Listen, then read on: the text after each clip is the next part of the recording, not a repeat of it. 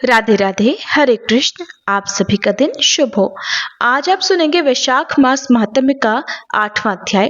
आज दिनांक है 10 अप्रैल, दिन शुक्रवार, और आज है वैशाख मास के कृष्ण पक्ष की अष्टमी तिथि, जो कि आज रात 11:15 तक रहेगी। इसके बाद में नवमी तिथि प्रारंभ होगी। आज शिव योग शाम 6:30 तक रहेगा। इसके बाद में सिद्ध योग प्रारंभ होगा। तो आज सर्वार्थ सिद्धि योग रहने वाला है और ब्रह्म मुहूर्त सुबह 4:37 से 5:25 तक रहेगा। सूर्योदय होगा सुबह 6:14 पर। सूर्यास्त होगा शाम 6:41 पर। वहीं राहु काल आज सुबह 10:30 से दोपहर 12 बजे तक रहेगा। इससे पहले की कथा सुनने के लिए, कमेंट करने के लिए आप सभी का बहुत बहुत धन्यवाद। प्रिय भक्तजनों, अब आपको वैशाख मास महात्म्य का आज का अध्याय सुनाने से पहले कलयुग के एक भक्त का प्रेरक प्रसंग सुनाएंगे। बहुत ध्यान से सुनिएगा और कमेंट करके जरूर बताइएगा कि क्या आपको इस तरह की कहानियां, प्रसंग सुनना हमारे चैनल पर पसंद है। कभी कभी गलती से मुझसे वैशाख मास महात्म्य की कथाएं सुनिए के बदले चैत्र मास की कथाएं सुनाने जा रहे हैं, ऐसा निकल जाता है, तो आप मेरी इस गलती को क्षमा कर दीजिएगा। मैं नादान हूँ, कभी कभी ऐसा मुझसे हो जाता है, क्योंकि कई बार हम लगातार 1 महीने की कथाएं सुनाते रहते हैं तो वही चीजें दिमाग में चलती रहती हैं। लेकिन आप सभी जानते हैं कि अभी वैशाख मास ही चल रहा है। एक बार की बात है, एक व्यक्ति गंगा जी के किनारे जा रहा था।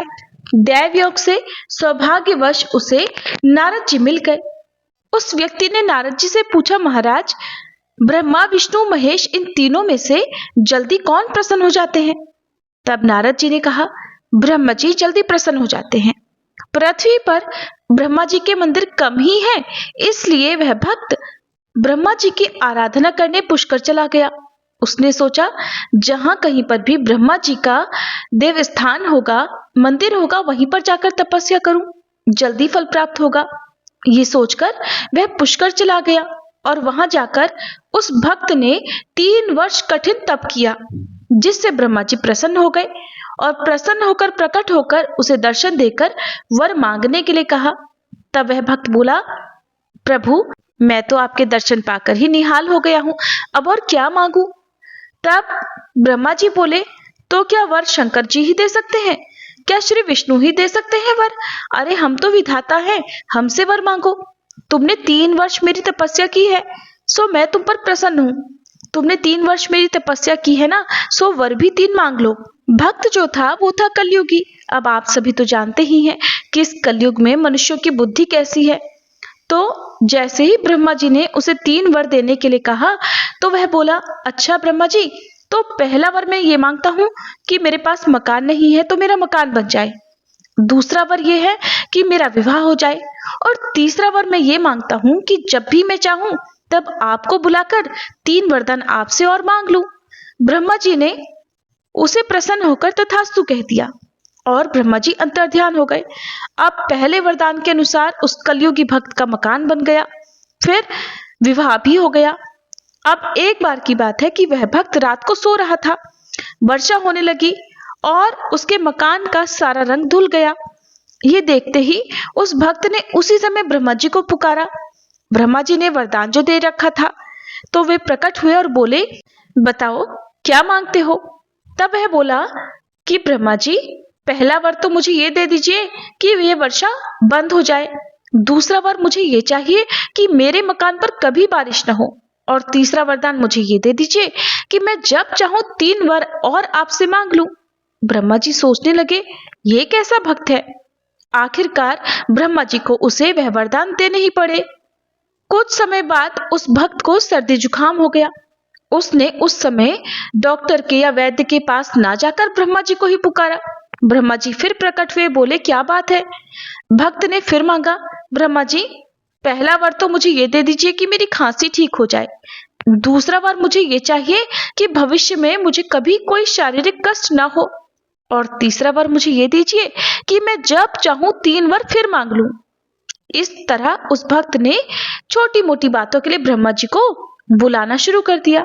उस कलयुगी भक्त की आदत को देखते हुए अब ब्रह्मा जी बड़े परेशान हुए। उन्होंने सोचा, इससे मुक्ति पाने का कोई तो उपाय मुझे चाहिए ही, नहीं तो ये ऐसे ही मुझे बुला बुला कर परेशान करता रहेगा। ब्रह्मा जी सोचने लगे तो उन्होंने सोचा कि चलो इसका निवारण किया जाए। अब उस समस्या के निवारण हेतु ब्रह्मा जी पहुंचे नारायण भगवान की शरण में। जाकर श्री नारायण भगवान को उन्होंने प्रणाम किया, उनसे विनती की कि प्रभु, इस भक्त से आप कैसे भी करके मेरा पीछा छुड़ाइए, मैं तो बड़ा परेशान हूँ। इसे तो सर्दी जुकाम होता है, इसके घर पर वर्षा होती है तो ये मुझे बुला लेता है। तब भगवान कहने लगे, हे विधाता, इन कलयुग के भक्तों को वर देने से पहले जरा ठोक पीट कर देख लिया कीजिए। ये रुपया तो 1.25 चढ़ाएंगे और बदले में मांगेंगे 1.25 लाख। ऐसा कहकर श्री नारायण भगवान मुस्कुराने लगे। फिर उन्होंने मां सरस्वती को बुलाया और बोले, देवी जाइए, आप उस भक्त की जिह्वा पर बैठ जाइए। अब देवी सरस्वती भगवान की आज्ञा अनुसार उस भक्त की जिह्वा पर बैठ गई। अब की बार उस भक्त ने पहला वरदान ये मांगा कि मुझे वैराग्य हो जाए। दूसरा वरदान मांगा कि मेरी भगवान के चरणों में प्रीति हो जाए। और तीसरे वरदान में ये मांगा कि अब मेरी मुक्ति हो जाए।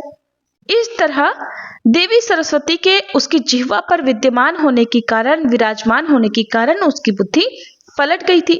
अब ब्रह्मा जी ने प्रकट होकर उसे मुक्ति देकर उसके द्वारा बार बार वरदान मांगने से अपना पीछा छुड़ा लिया। तो वर्तमान समय में भी ऐसे अनेकों कलयुगी भक्त हैं जो भगवान की भक्ति ही इसलिए करते हैं ताकि वे अपने लाभ को, अपनी इस प्रकार की मनोकामनाओं को पूर्ण करवा सके, न कि मोक्ष प्राप्ति की कामना रखते हैं। लेकिन भगवान तो भगवान है, वे भी अपने भक्तों को सही राह पर लाने के लिए कुछ न कुछ उपाय ढूंढ ही लेते हैं। तो ये था आज का प्रसंग, आपको कैसा लगा जरूर बताइएगा। अब सुनिए श्री कृष्ण कवच पाठ हिंदी में। देवर्षि नारद जी ने भगवान नारायण से पूछा, भगवान, अब मेरी ये सुनने की इच्छा है कि भगवान शंकर ने दयावश परशुराम को कौन सा मंत्र और कौन सा स्तोत्र और कवच दिया था। उस मंत्र के आराध्य देवता कौन है, कवच धारण करने का क्या फल है तथा स्तोत्र पाठ से किस फल की प्राप्ति होती है, वह सब कुछ आप कृपा करके बतलाइए। तब नारायण भगवान बोले, नारद, उस मंत्र के आराध्य देव गोलोकनाथ, गोप गोपीश्वर, सर्वसमर्थ, परिपूर्णतम स्वयं भगवान श्री कृष्ण हैं। शंकर जी ने रत्न पर्वत के निकट स्वयं प्रभा नदी के तट पर पारिजात वन के मध्य स्थित आश्रम में लोकों के देवता माधव के समक्ष परशुराम को त्रैलोक्य विजय नामक परम अद्भुत कवच विभूति योग से संभूत महान पुण्यमय स्वतराज नाम वाला स्तोत्र और संपूर्ण कामनाओं का फल प्रदान करने वाला मंत्र कल्पतरु नामक मंत्र प्रदान किया था। महादेव जी ने कहा, भृगुवंशी महाभागवत्स, तुम प्रेम के कारण मुझे पुत्र से भी अधिक प्रिय हो, अतः आओ कवच ग्रहण करो। हे राम, जो ब्रह्मांड में परम अद्भुत तथा विजयप्रद है, श्री कृष्ण के उस त्रैलोक्य विजय नामक कवच का मैं वर्णन करता हूँ, सुनो। पूर्व काल में श्री कृष्ण ने गोलोक में स्थित वृंदावन नामक वन में राधिकाश्रम में रासमंडल के मध्य ये कवच मुझे दिया था। ये अत्यंत गोपनीय तत्व संपूर्ण मंत्र समुदाय का विग्रह स्वरूप, पुण्य से भी बढ़कर पुण्यतर, परमोत्कृष्ट है और इसे स्नेहवश मैं तुम्हें बता रहा हूँ, जिसे पढ़कर और धारण करके मूल प्रकृति भगवती आद्यशक्ति ने शुंभ निशुंभ महिषासुर और रक्तबीज का वध किया था, जिसे धारण करके मैं लोकों का संहारक और संपूर्ण तत्वों का जानकार हुआ हूँ तथा पूर्व काल में जो दुरंत और अवध्य थे उन त्रिपुरों को खेल ही खेल में दग्ध कर सका हूँ, जिसे पढ़कर और धारण करके ब्रह्मा ने इस उत्तम सृष्टि की रचना की है, जिसे धारण करके भगवान शेष सारे विश्व को धारण करते हैं, जिसे धारण करके कूर्मराज शेष को लीलापूर्वक धारण किए रहते हैं, जिसे धारण करके स्वयं सर्वव्यापक भगवान वायु विश्व के आधार हैं,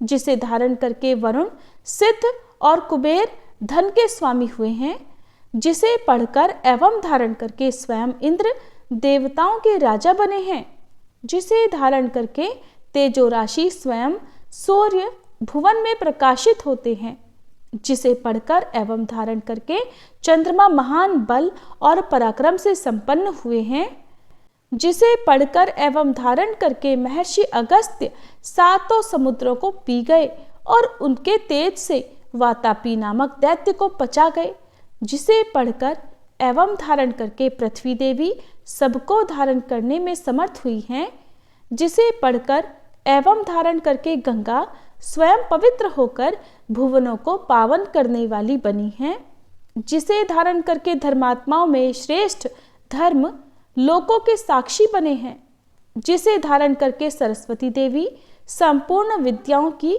अधिष्ठात्री देवी हुई हैं, जिसे धारण करके परात्परा लक्ष्मी लोकों को अन्न प्रदान करने वाली हुई हैं, जिसे पढ़कर एवं धारण करके सावित्री ने वेदों को जन्म दिया है।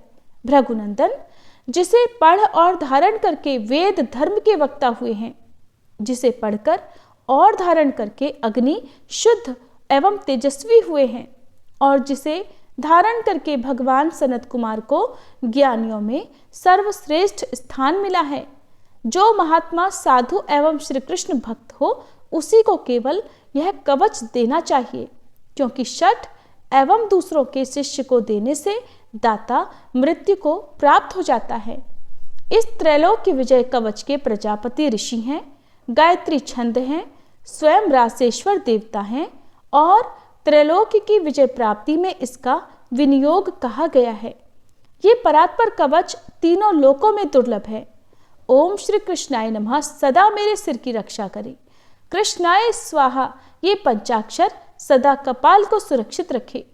कृष्ण नेत्रों की तथा कृष्णाय स्वाहा पुतलियों की रक्षा करे। हरे नमः सदा मेरी भ्रकुटियों को बचाए। ओम गोविंदाय स्वाहा मेरी नासिकाओं की सदा रक्षा करे। गोपालाय नमः मेरे गंड स्थलों की सदा सब ओर से रक्षा करे। ओम गोपांगनेशाय नमः सदा मेरे कानों की रक्षा करे। ओम कृष्णाय नमः निरंतर मेरे दोनों ओठों की रक्षा करे। ओम गोविंदाय स्वाहा सदा मेरी दंत पंक्ति की रक्षा करे। ओम कृष्णाय नमः दांतों के छिद्रों की तथा क्लिंग दांतों के ऊर्ध्व भाग की रक्षा करे। ओम श्री कृष्णाय स्वाहा सदा मेरी जिह्वा की रक्षा करे। रासेश्वराय स्वाहा सदा मेरे तालु की रक्षा करे। राधिकेशाय स्वाहा सदा मेरे कंठ की रक्षा करे। गोपांगनेशाय नमः सदा मेरे वक्ष स्थल की रक्षा करे। ओम गोपेशाय स्वाहा सदा मेरे कंधों की रक्षा करे। नमः किशोर वेशाय स्वाहा सदा मेरे पृष्ठ भाग की रक्षा करे। मुकुंदाय नमः सदा मेरे उदर की तथा ओम ह्रीं क्लीं कृष्णाय स्वाहा सदा मेरे हाथ पैरों की रक्षा करे। ओम विष्णवे नमः सदा मेरे दोनों भुजाओं की रक्षा करे। ओम ह्रीं भगवते स्वाहा सदा मेरे नखों की रक्षा करे। ओम नमो नारायणाय सदा नख छिद्रों की रक्षा करे। ओम ह्रीं ह्रीं पद्मनाभाय नमः सदा मेरी नाभि की रक्षा करे। ओम सर्वेशाय स्वाहा सदा मेरे कंकाल की रक्षा करे। ओम गोपी रमणाय स्वाहा सदा मेरे नितंब की रक्षा करे।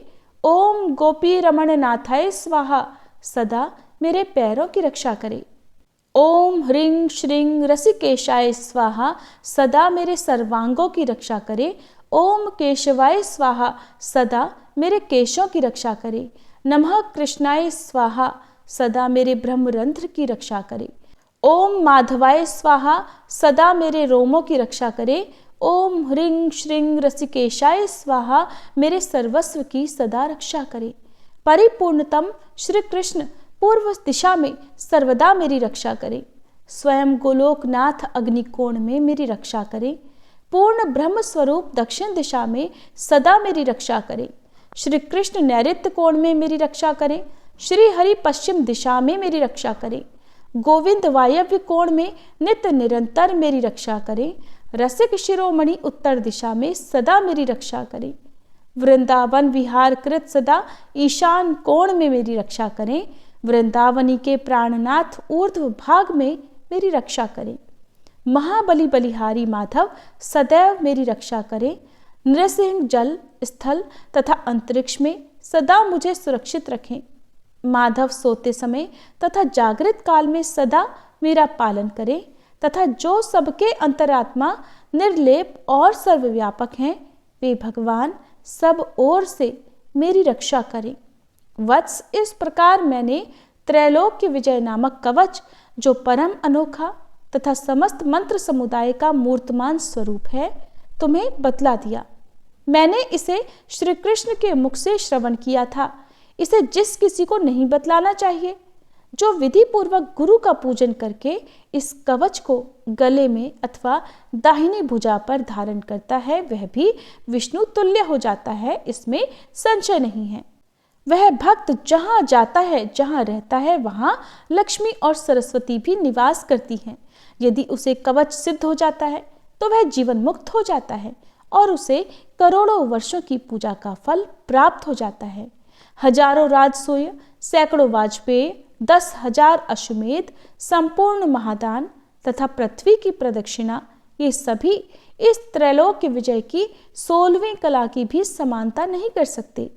व्रत उपवास का नियम, स्वाध्याय, अध्ययन, तपस्या और समस्त तीर्थों में स्नान, ये सभी इसकी एक कला को भी नहीं पा सकते।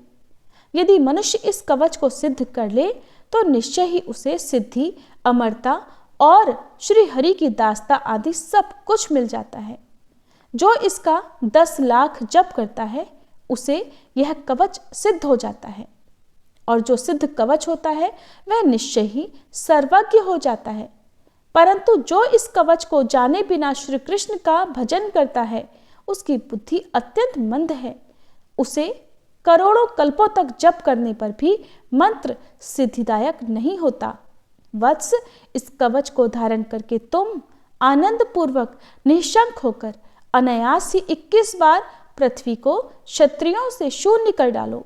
पुत्र, प्राण संकट के समय राज्य दिया जा सकता है, सिर कटाया जा सकता है और प्राणों का परित्याग भी किया जा सकता है, परंतु ऐसे कवच का दान कभी नहीं करना चाहिए।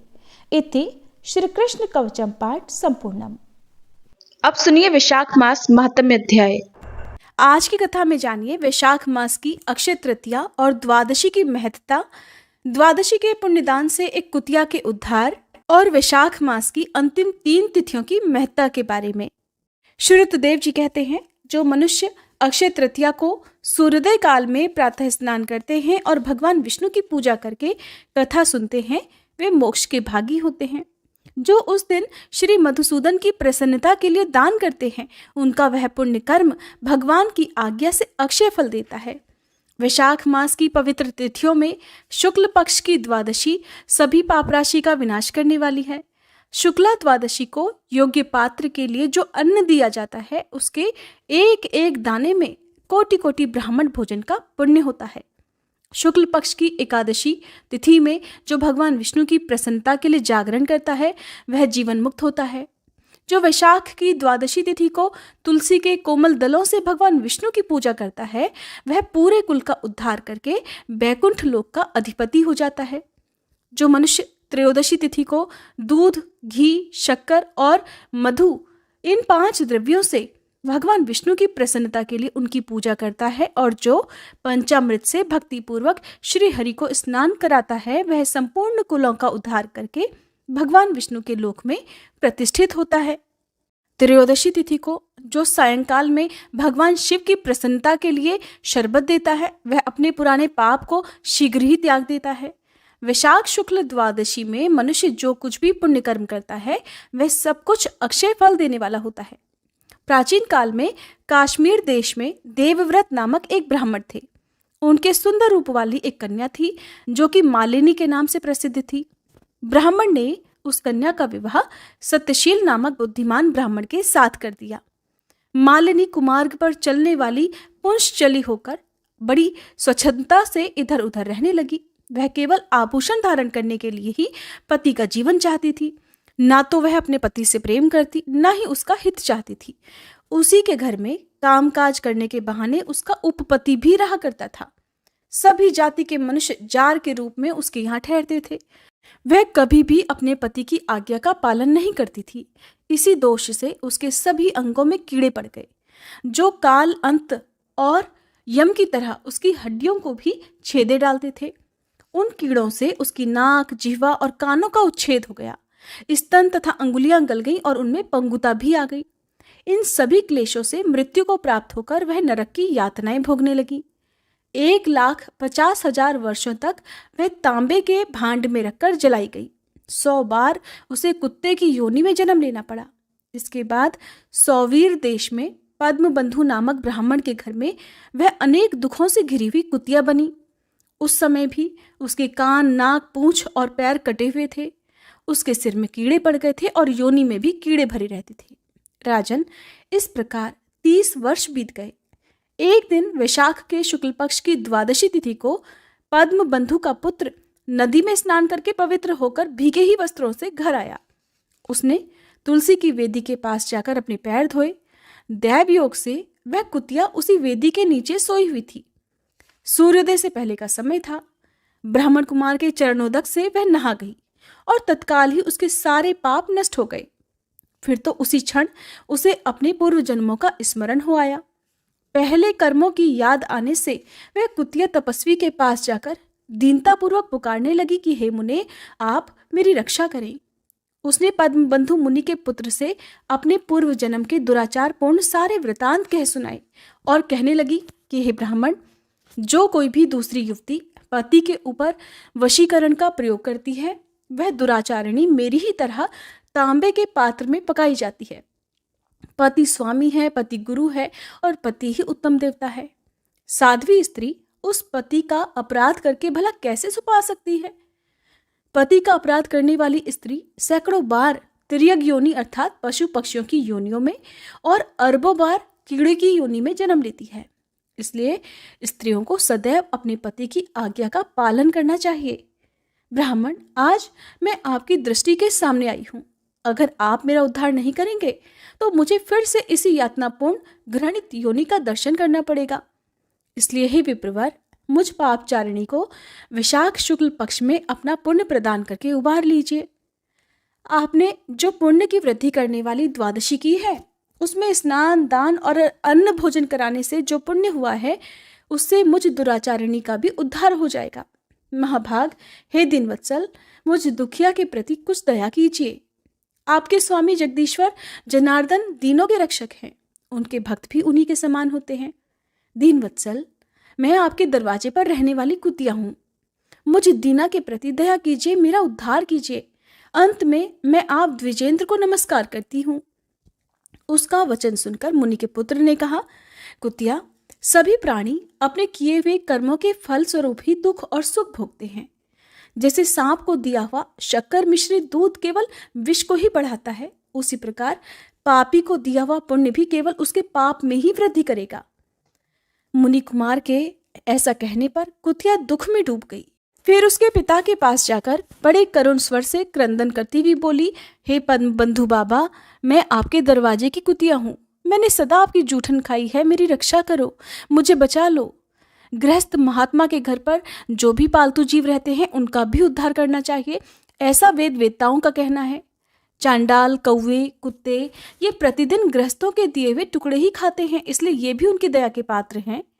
जो अपने ही पाले हुए रोग आदि से ग्रस्त और असमर्थ प्राणी का उद्धार नहीं करता, वह घोर नरक में पड़ता है। ये विद्वानों का मानना है।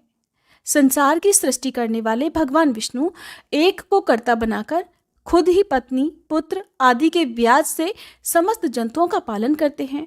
इसलिए अपने पोष्य वर्ग की भी रक्षा करनी चाहिए, ऐसी भगवान की आज्ञा है। दयालु होने के कारण आप मेरा उद्धार कीजिए। दुख से आतुर हुई उस कुतिया की बात सुनकर घर में बैठा हुआ मुनिपुत्र तुरंत घर से बाहर निकला। इसी समय दयानिधान पद्मबंधु ने कुतिया से पूछा कि ये सारा क्या वृतांत है। तब पुत्र ने सारा समाचार कह सुनाया। उसे सुनकर पद्मबंधु बोले, बेटा, तुमने कुतिया से ऐसा वचन क्यों कहा? साधु पुरुषों के मुंह से कभी ऐसी बात नहीं निकलती। वत्स, देखो तो, सब लोग दूसरों का उपकार करने के लिए सदा तत्पर रहते हैं। चंद्रमा, सूर्य, वायु, रात्रि, अग्नि, जल, चंदन, वृक्ष और साधु पुरुष सदा ही दूसरों की भलाई में लगे रहते हैं।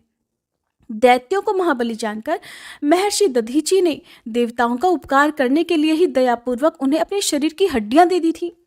महाभाग, पूर्व काल में राजा शिवी ने कबूतर के प्राण बचाने के लिए भूखे बाज को अपना शरीर का मांस दे दिया था। पहले इस पृथ्वी पर जीमूत वाहन नामक राजा हुए हैं। उन्होंने एक सांप के प्राण बचाने के लिए महात्मा गरुड़ को अपना जीवन तक समर्पित कर दिया था। इसलिए विद्वान ब्राह्मण को दयालु होना चाहिए। क्या इंद्रदेव शुद्ध स्थान में ही वर्षा करते हैं, अशुद्ध स्थानों में जल नहीं बरसाते? क्या चंद्रमा चांडालों के घर में प्रकाश नहीं करते? इसलिए बार बार प्रार्थना करने वाली इस कुतिया को मैं अपने पुण्यों से उद्धार करूंगा। इस प्रकार अपने पुत्र की मान्यताओं का निराकरण करके परम बुद्धिमान पद्म बंधु ने संकल्प किया कि कुतिया ले, मैंने द्वादशी का महापुण्य तुझे दे दिया। ब्राह्मण के इतना कहते ही कुतिया ने तुरंत अपने पुराने शरीर का त्याग कर दिया और दिव्य देह धारण कर दिव्य वस्त्र आभूषणों से विभूषित हुई 10 दिशाओं को प्रकाशित करती हुई ब्राह्मण की आज्ञा लेकर स्वर्गलोक को चली गई। वहां महान सुखों का उपभोग करके इस पृथ्वी पर फिर भगवान नर नारायण के अंश से उर्वशी नाम से प्रकट हुई। श्रुतदेव जी कहते हैं, राजन, वैशाख के शुक्ल पक्ष में जो अंतिम 3 त्रयोदशी से लेकर पूर्णिमा तक की तिथियां हैं, वे बड़ी पवित्र और शुभकारक हैं। उनका नाम पुष्करणी है। वे सभी पापों का क्षय करने वाली हैं। जो सभी वैशाख मास में स्नान करने में असमर्थ हो, अगर वह इन 3 तिथियों में भी स्नान कर लें तो वैशाख मास का पूरा फल प्राप्त कर लेता है। पूर्व काल में वैशाख मास की एकादशी तिथि को शुभ अमृत प्रकट हुआ। द्वादशी को भगवान विष्णु ने उसकी रक्षा की। त्रयोदशी को उन श्रीहरि ने देवताओं को सुधापान कराया। चतुर्दशी को देव विरोधी दैत्यों का संहार हुआ और पूर्णिमा के दिन सभी देवताओं को उनका साम्राज्य प्राप्त हो गया। इसलिए देवताओं ने संतुष्ट होकर इन 3 तिथियों को वर दिया कि वैशाख मास की ये अंतिम 3 शुभ तिथियां मनुष्य के सभी पापों का नाश करने वाली तथा उन्हें पुत्र पौत्र आदि फल देने वाली होंगी। जो मनुष्य इस संपूर्ण मास में स्नान न कर सका हो, वह इन 3 तिथियों में स्नान कर लेने पर पूर्ण फल को ही पाता है। वैशाख मास में लौकिक कामनाओं का नियमन करने पर मनुष्य निश्चय ही भगवान विष्णु का सानिध्य प्राप्त कर लेता है। महीने भर नियम निभाने में असमर्थ मनुष्य अगर इन 3 दिन भी कामनाओं का संयम कर सके तो उतने से ही पूर्ण फल को प्राप्त कर भगवान विष्णु के धाम में आनंद का अनुभव करता है। इस प्रकार वरदान देकर देवता अपने धाम को चले गए। अतः पुष्करणी नाम से प्रसिद्ध अंतिम 3 तिथियां पुण्यदायिनी, समस्त पाप राशि का नाश करने वाली तथा पुत्र पौत्र को बढ़ाने वाली हैं। जो वैशाख मास में अंतिम 3 दिन गीता का पाठ करता है, उसे प्रतिदिन अश्वमेध यज्ञ का फल प्राप्त होता है। जो इन 3 दिनों तक विष्णु सहस्त्र नाम का पाठ करता है, उसके पुण्य फल का वर्णन करने में इस भूलोक तथा स्वर्गलोक में भला कौन समर्थ है। पूर्णिमा को सहस्त्र नामों के द्वारा भगवान मधुसूदन को दूध से स्नान कराकर मनुष्य पापहीन वैकुंठ धाम में जाता है। वैशाख मास में प्रतिदिन भगवत के आधे या चौथाई श्लोक का पाठ करने वाला मनुष्य ब्रह्म भाव को प्राप्त होता है। जो वैशाख मास के अंतिम 3 दिनों में भागवत शास्त्र का श्रवण करता है, वह जल से कमल के पत्ते की तरह कभी पापों में लिप्त नहीं होता। इन 3 दिनों के सेवन से कितने ही मनुष्यों ने देवत्व प्राप्त कर लिया, कितने ही सिद्ध हो गए और कितनों ने ही ब्रह्मत्व पा लिया। ब्रह्म ज्ञान से मुक्ति होती है। या फिर प्रयाग में मृत्यु होने से या वैशाख मास में नियम पूर्वक प्रातःकाल जल में स्नान करने से ही मोक्ष की प्राप्ति होती है। इसलिए वैशाख मास के अंतिम 3 दिनों में स्नान, दान और भगवान का पूजन आदि अवश्य करना चाहिए। वैशाख मास के उत्तम महात्म्य का पूरा वर्णन रोग शोक से रहित जगदीश्वर भगवान नारायण के सिवा दूसरा कौन कर सकता है। तुम भी वैशाख मास में दान आदि उत्तम कर्म का अनुष्ठान करो, इससे निश्चय ही तुम्हें भोग और मोक्ष की प्राप्ति होगी। इस प्रकार मिथिलापति जनक को उपदेश देकर श्रुतदेव जी ने उनकी अनुमति लेकर वहां से जाने का विचार किया। तब राजर्षि जनक ने अपने अभ्युदय के लिए उत्तम उत्सव कराया और श्रुतदेव जी को पालकी पर बिठाकर विदा कर दिया। वस्त्र, आभूषण, गऊ, भूमि, तिल और स्वर्ण आदि से उनकी पूजा और वंदना करके राजा ने उनकी परिक्रमा की। इसके बाद उनसे विदा होकर महातेजस्वी और परम यशस्वी श्रुतदेव जी संतुष्ट होकर प्रसन्नतापूर्वक वहां से अपने स्थान को चले गए। राजा ने वैशाख धर्म का पालन करके फिर अंत में मोक्ष प्राप्त कर लिया। नारद जी कहते हैं, हे अम्बरीश, यह उत्तम उपाख्यान मैंने तुम्हें सुनाया है, जो कि सभी पापों का नाशक और संपूर्ण संपत्तियों को देने वाला है। इससे मनुष्य भुक्ति, मुक्ति, ज्ञान और मोक्ष प्राप्त कर लेता है।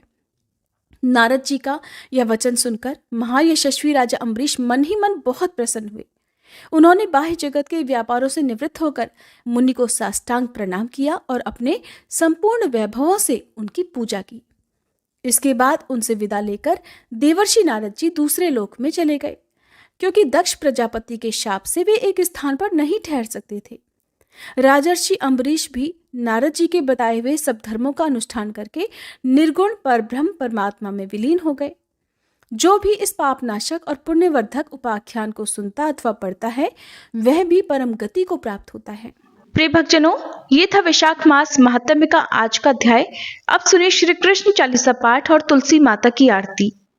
बंशी शोभित कर मधुर नील जलद तन श्याम, अरुण अधर जनु बिंबा फल नयन कमल अभिराम, पूर्ण इंद्र अरविंद मुख पीतांबर शुभ साज, जय मन मोहन मदन छवि कृष्ण चंद्र महाराज। जय यदुनंदन जय जगवंदन, जय वसुदेव देवकी नंदन, जय यशोदासुत नंद दुलारे, जय प्रभु भक्तन के धृग तारे, जय नट नागर नाग नथैया, कृष्ण कन्हैया धेनु चरैया, पुनि नख पर प्रभु गिरिवर धारो, आओ दीनन कष्ट निवारो, वंशी मधुर अधर धरि तेरी, होवे पूर्ण मनोरथ मेरो, आओ हरि पुनि माखन चाखो, आज लाज भारत की राखो, गोल कपोल चिबुक अरुणारे, मृदु मुस्कान मोहिनी डारे, रंजित राजीव नयन विशाला, मोर मुकुट वैजंती माला, कुंडल श्रवण पीत पट आछे, कटी किंकणी काछन काछे, नील जलज सुंदर तन सोहे, छवि लखि सुर नर मुनि मन मोहे, मस्तक तिलक अलक घुंघराले, आओ कृष्ण बांसुरी वाले, करी पय पान पूत नहीं तार्यो, अका बका कागा सुर मार्यो, मधुवन जलत अग्नि जब ज्वाला, भय शीतल लखित ही नंद लाला, सुरपति जब ब्रज चढ़ियो रिसाई, मसूर धार वारी वर्षाई, लगत लगत ब्रज चहन बहायो, गोवर्धन नख धारी बचायो, लखिय सुदा मन भ्रम अधिकाई, मुख मह 14 भुवन दिखाई, दुष्ट कंस अति उधम मचायो, कोटि कमल जब फूल मंगायो, नाथी काली यही तब तुम लीन्हे, चरण चिन्ह दे निर्भय कीन्हे, करी गोपिन संग रास विलासा, सबकी पूरण करी अभिलाषा, केतिक महा असुर संग हार्यो, कंस ही केस पकड़ दे मार्यो, मात पिता की बंदी छुड़ाई, उगर सेन कह राज दिलाई, मही से मृतक 6 सुत लायो,